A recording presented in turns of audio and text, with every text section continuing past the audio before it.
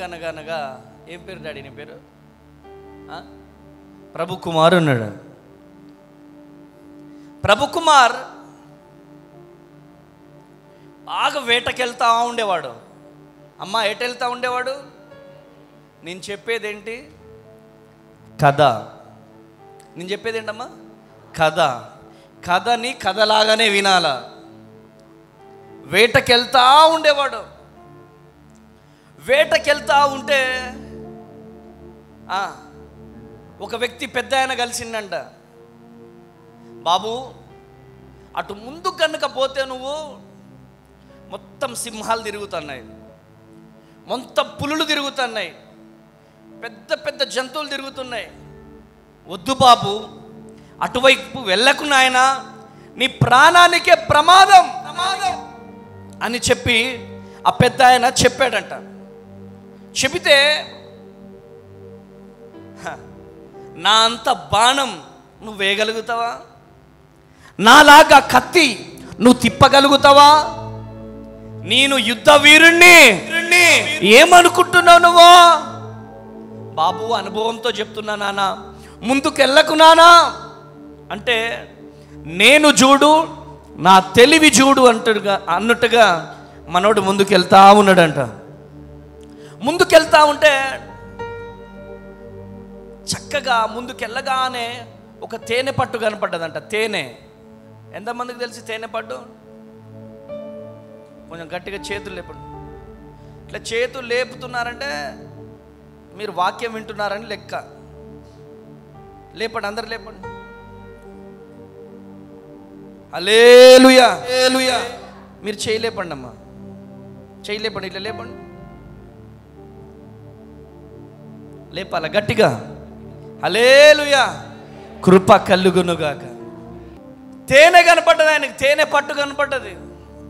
తేనె పట్టు కనపడగానే బా, ఈ ముసలోడు తేనె పట్టు ఉంది అని చెప్పి వాడికి తెలుసు కాబట్టే నాకు రాకుండా ఈ తేనె పట్టు చేయాలనుకున్నాడు. బా, తేనె పట్టు ఒక ఎంజాయ్ చేయాలని చెప్పి అనుకున్నాడు. ముందుకెళ్ళగానే కాలువ కనపడుతుంది. ముందుకెళ్ళగానే కాలువ కనపడితే ఆ కాలువ దాటిపోవాలా. మనోడు కాలువ దాటి వెళ్ళి పైకెక్కాడు, మంట పెట్టాడు, చక్కగా ఒక్కొక్క పట్టు తీస్తున్నాడు, చక్కగా తింటున్నాడు, చక్కగా తీస్తున్నాడు, చక్కగా తింటున్నాడు. అప్పుడే ఆ కాలువ దగ్గరికి వాటర్ తాగడానికి పులి వచ్చిందంట. ఏమొచ్చింది? కొంచెం గట్టిగా చెప్పండి. పులి వచ్చింది. పులి రాగానే మనోడు తేనె పట్టు తింటున్నాడు కదా, ఇట్లా తింటున్నాడు, ఇట్లా కారిపోతుంది కింద. పులి వాటర్ ఇట్లా తాగుతూ ఉంది, కింద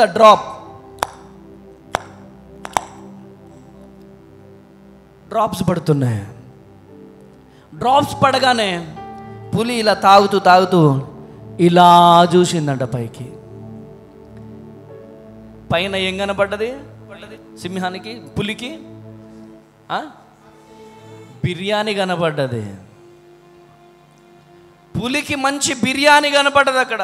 బా, ఎన్ని రోజులైంది మనిషి శరీరం తినక, లాగియాలి ఇక నేను అని చెప్పి వెయిట్ చేస్తూ ఉంది. మళ్ళీ ఒకవైపు దాన్ని ఏమంటారు, ఆ వాటర్లో ఉంటుంది ముసలి ఒకవైపు ఆని చాపుతా ఉందంట. తేనె పట్టు తిన్నాడు.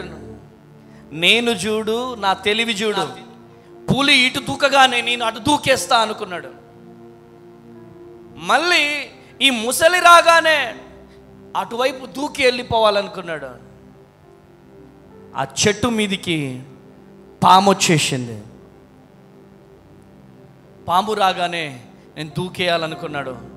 పాము ఫట్టమని కాటేయగానే అమాంతంగా ఆ ముసలి లోట్లోకి పడ్డాడు.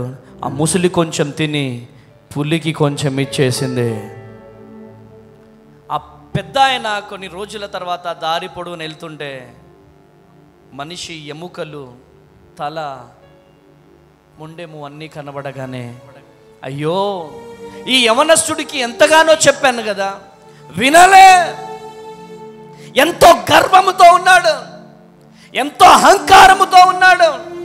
నా దగ్గర ఉన్న నైపుణ్యం, నా దగ్గర ఉన్నటువంటి కత్తి తిప్పుడు అనొక నైపుణ్యతను బట్టి చాలా గర్వపడ్డాడు.